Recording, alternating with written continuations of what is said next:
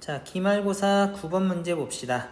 OABC가 평행사변형을 이룰 조건을 구하는 건데 OABC 순으로 변이 생기는 건 아닐 수도 있기 때문에 주의해야겠지? 자, 그럼 먼저 아는 걸 표시를 해볼까? 그럼 OAB는 아니까 OAB를 이렇게 표시하고 이제 C의 위치를 찾으면 되겠네? 근데 우리가 대충 생각해서 C가 여기에 있으면 되겠다 이렇게 해서 풀면 빠지는 경우가 있을 수도 있기 때문에 주의해야 되겠지? 그럼 이런 경우에 어떻게 해야 될까? 빠지는 거 없이 하려면 당연히 기준을 설정을 하는 게 좋겠지? 이때 마찬가지로 여러 점을 동시에 생각하는 건 힘들기 때문에 한 점을 기준으로 생각하는 게 좋지 않을까? 그래서 쌤은 5를 기준으로 생각하기로 했어. 그래서 5를 기준으로 해보면 어떻게 돼? 변이 4개인데 OA, OB, OC 중에서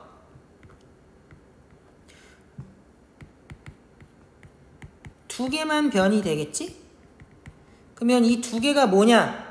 이때도 두 개를 동시에 생각하기는 힘드니까 내가 첫 번째로 OA가 변이 되는 경우를 생각을 해볼게. 자, 그러면 OA가 한 변이라면 어떻게 되겠어? 평행사변형이기 때문에 OA에 평행한 변이 있어야겠지? 그럼 OA의 평행한 변은 당연히 B를 하나의 꼭지점으로 생각해야 되니까 이렇게 되는 경우거나 아니면 이렇게 되는 경우 두 가지 있겠네? 그래서 내가 지금 어떤 경우를 생각하고 있냐면 OA가 변인 경우를 생각하고 있어. 그럼 이때 C의 값은 어떻게 될까? 5를 X축의 방향으로 3만큼 Y축의 방향으로 1만큼 평행이동시킨 게 A이기 때문에 B를 X축의 방향으로 3만큼 평행이동시키면 4가 되고 Y축의 방향으로 1만큼 평행이동시키면 6이 되니까 C가 이렇게 될 수가 있고 반대로 C를 평행이동시킨 점이 B가 될 수도 있는 거니까 거꾸로 생각하면 C의 좌표가 마이너스 2,4가 될 수도 있겠지? 그래서 OA를 변으로 가지는 경우에 C의 좌표가 될 수 있는 건 두 개가 있다.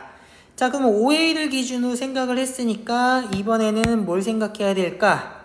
OA를 변으로 갖지 않는 경우를 생각하면 되겠지? OA를 변으로 갖지 않는다면 OB와 OC를 변으로 가지는 거겠지? C는 뭐 어디 있는지 모르니까 당연히 이때 OB를 먼저 그려주면 되겠네?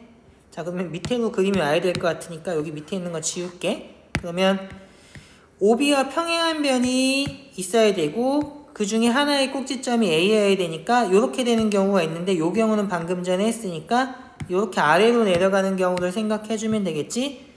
그러면 A라는 점을 X축의 방향으로 마이너스 1만큼 Y축의 방향으로 마이너스 5만큼 평행이동한 점이 C가 되는 거니까 C가 되는 경우는 이렇게 3개가 되겠네.